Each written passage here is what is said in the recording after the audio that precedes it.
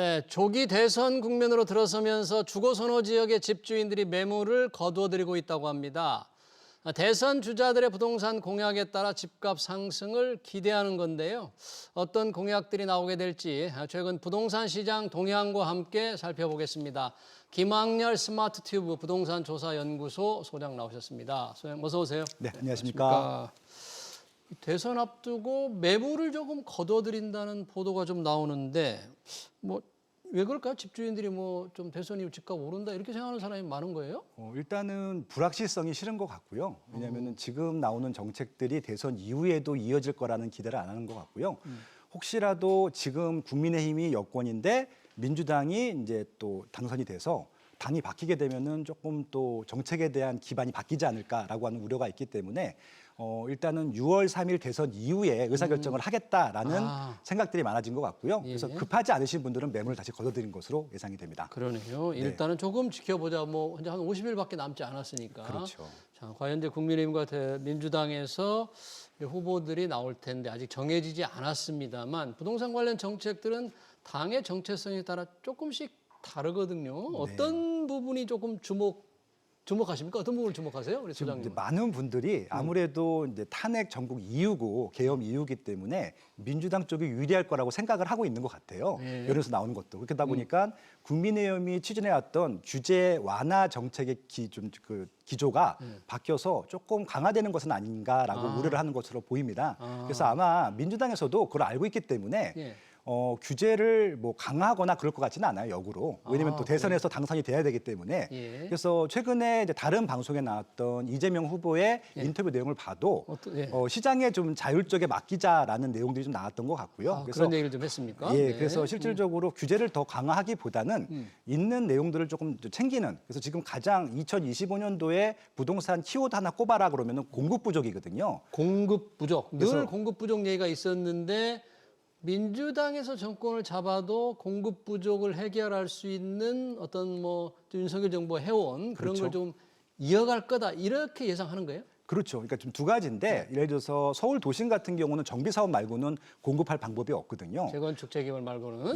그리고 이제 경기도 같은 신도시 같은 경우는 신도시를 이제 노후 계획 도시 특별법이라 그래서 정비 사업 하는 안이 하나 있고 또 3기 신도시라고 하는 신도시를 추진하는 안들이 있습니다.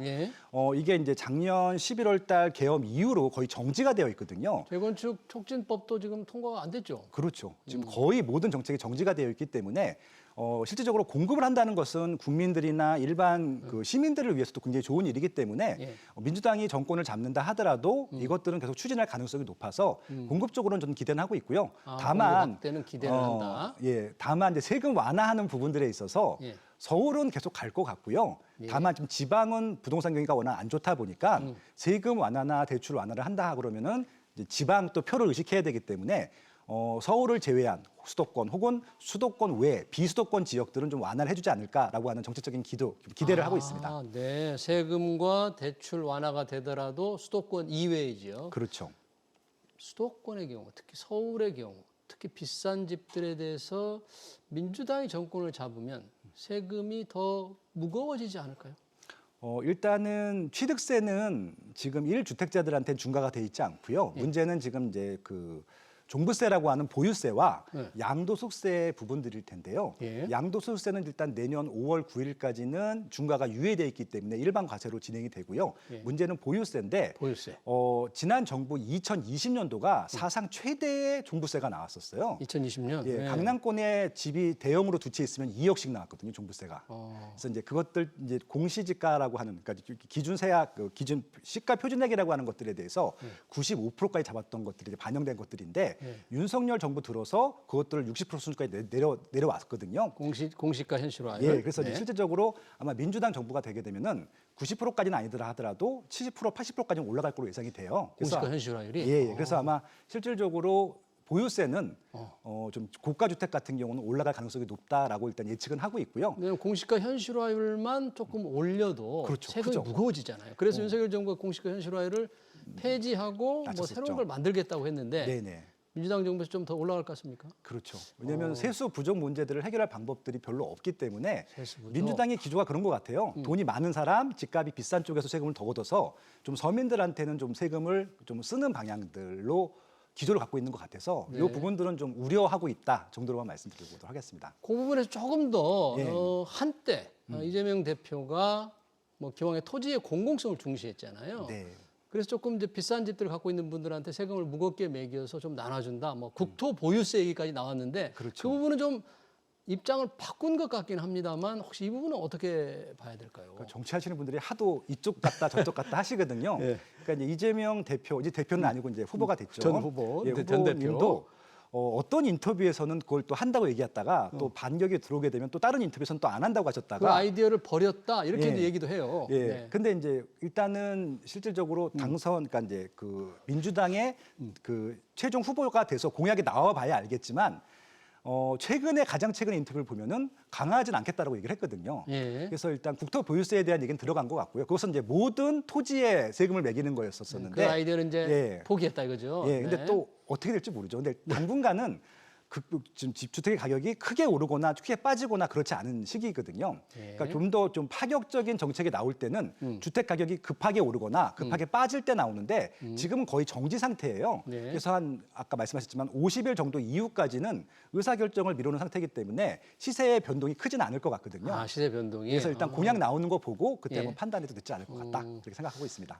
공급 확대 차원에서 이제 재건축 촉진 특별법이죠. 이제 네. 그걸 이제 통과시키려다가 지금 멈춰 있는데 공급 확대를 위해서 지금 윤석열 정부가 해온 것 그리고 만약에 민주당으로 만약에 바뀐다면 민주당이 살 것들이 조금 내용이 좀 달라지나요? 아니면 달라질까요? 어떻게 혹시 공급 확대를 위해서는? 실질적으로 서울 같은 경우는 규제를 해야 되기 때문에 뭐 토지거래 허가 구역이든 아니면 재건축이든 뭐 토지거래 허가에 대해서 좀 더 강화하든지 아니면은 재건축 초과이익 환수 제도라는 것들이 있습니다. 예. 그런 것들을 이제 국민의힘에서는 좀 완화하는 방향으로 갔었는데 민주당은 거의 유지나 보완 정도거든요. 그래서 아마 서울의 핵심 지역들은 크게 달라질 것 같지는 않은데 민주당과 국민의힘이 같은 의견을 보였던 곳이 어디냐면 경기도였었어요. 경기도? 예, 일기 신도시의 노후개시 특별법은 예. 국민의힘에서도 주장을 했지만 민주당에서도 그 노후개시 특별법을 추진했었거든요. 예. 그래서 이것은 의견을 같이 하기 때문에 진행이 되는 것들에서는 크게 문제가 되지는 않을 것 같고요. 일개 신도시, 예를 들어 네네. 분당이라든지 그렇죠. 일산 이런데 예.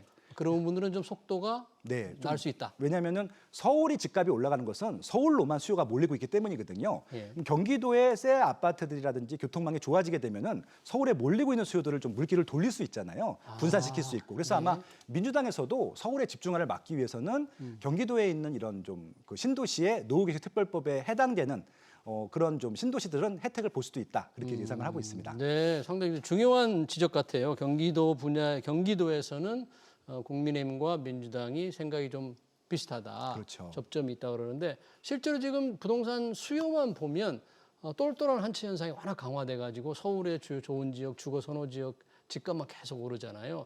사실 이 부분은 뭐 전체적인 국토 균형 발전 차원에서 별로 안 좋기 때문에 민주당에서 많이 이 부분은 좀 걱정을 하고 있겠네요. 그럼. 실질적으로 이제 그 싱크탱크 부분에서도 서울에 몰리고 있는 수요들을 해산시키기 위해서 다양한 전문가들을 만나서 의견들을 구하고 있는 것으로 알고 있고요. 근데 지금 시장 전문가든 제도권 전문가든 아니면 좀 학계에 있는 분들이든 똘똘한 한 채의 좀 병폐들, 문제점들을 다 공통적으로 지적하고 있기 때문에 예. 서울로 몰리는 수요들을 좀 막기 위해서 지방을 조금 완화해줘야 된다라는 의견들도 공통적으로 나오고 있거든요. 예. 이렇게 되면 아마 서울로만 몰리고 있는 유동성을 지방에 조금 돌릴 수 있다고 하면은 지금보다는 급격한 상승률이 좀 낮아지거나 오히려 지방이 조금 더 좋아질 수도 있다. 그렇게 예측을 해보고 있습니다. 그러네요. 그러면 6.3 대선이 끝난 이후에 조금 부동산 매수에 관심 있는 분들은 수도권에서 이제 경기도 쪽을 조금 관심을 가지고 봐야 할까요?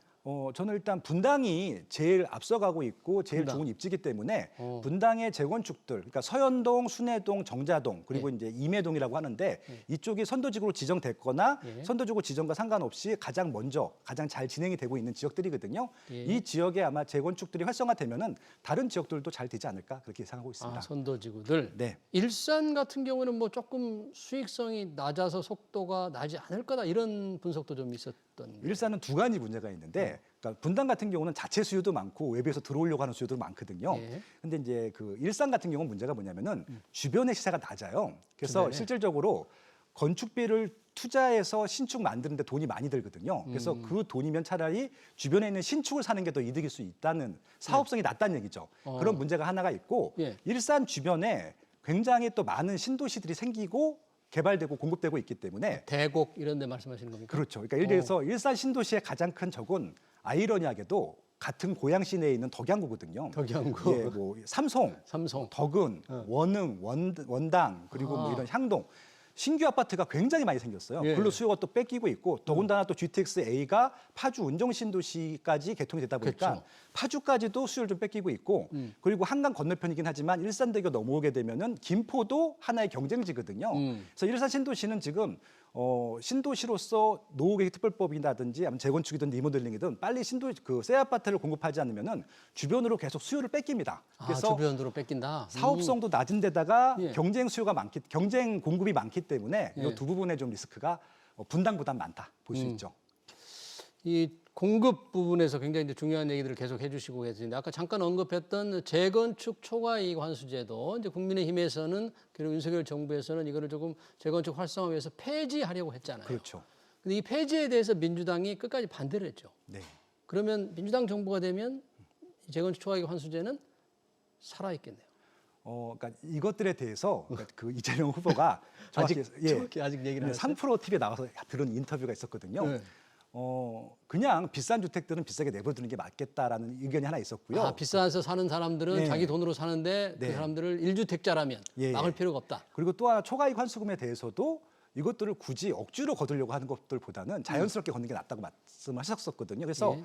강화하기보다는 예. 시장의 논리로 가는 게 맞다고 생각하고 있는 것들이고 그러니까 이게 왜 문제가 되냐면은 지금 뭐 분양가 상한제든 뭐 이런 것들을 위해서 분양가가 낮거든요. 분양가가. 예. 그래서 이제 실질적으로 공급하는 사람 입장에서 보게 되면 분양가가 조금 좀 시장 논리에 맞아야지 돈들에 들어가는 비용이 낮았기 때문에 사업성이 좋아지는데 지금 분양가 상한제에 걸려서 분양가 네. 상한제 적용 지역의 분양가가 좀 낮다 그런 말씀이에요. 그렇죠, 그렇죠. 일반적으로 소비자들은 분양가가 높다고 느끼는데 상한제 지역의 경우에 그러니까 여러 가지 이제 이유가 있는데 결국은 이 이제 조합원들이 내는 부담이 더 높은 거예요.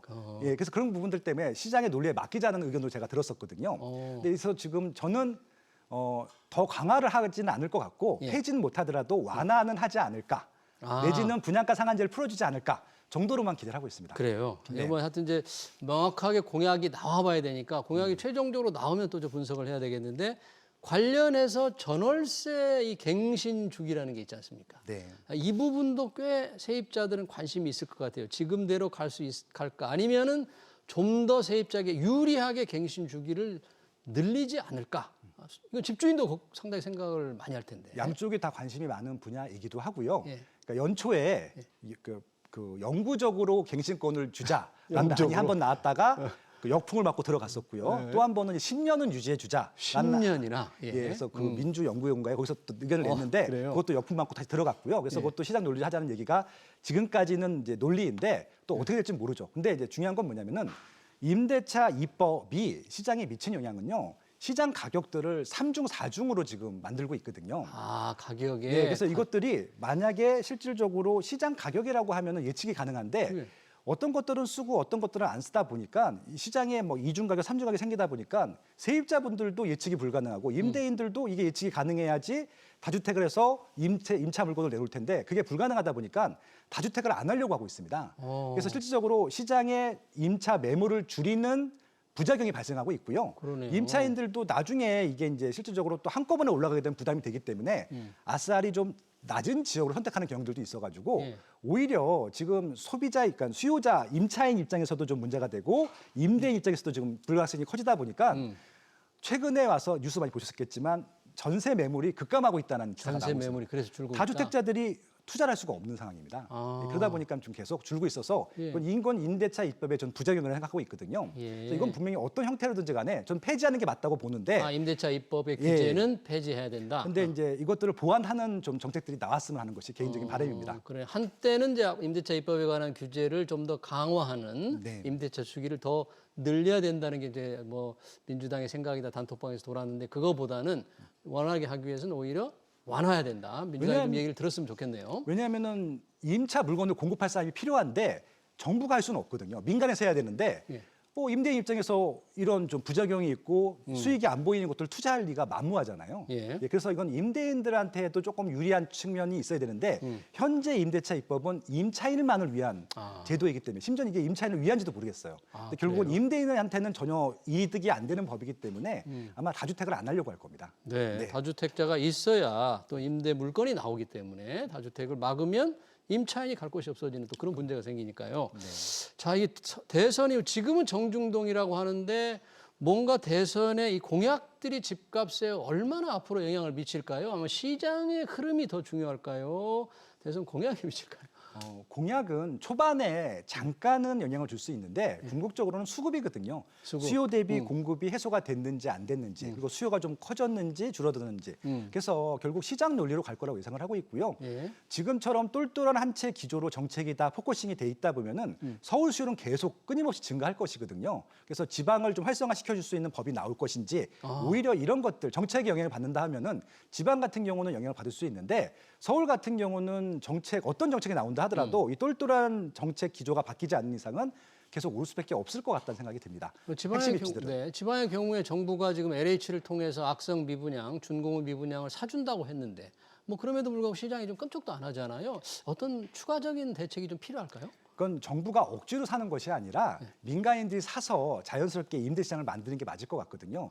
왜냐하면은 지방은 비싸지 않아요. 그러니까 지방이 지금 미분양이 낮다는 얘기는 가격이 문제가 아니라 수요의 문제거든요. 수요가 없다. 그래서 굳이 수요가 없는 주택들을 사줄 필요도 없다고 생각하고 있고요. 사실 그 돈으로 서울 수도권에 더 많은 광역 교통망과 임대주택을 만들어주는 게 더 저는 더 좋은 정책을 생각하고 있고요. 지방은 다주택자들을 넣어주면 됩니다. 다주택자들? 지금 다주택자들이 들어가지 않기 때문에 매매도 활성화 안 되고 임차 물건도 지금 공급이 안 되고 있거든요.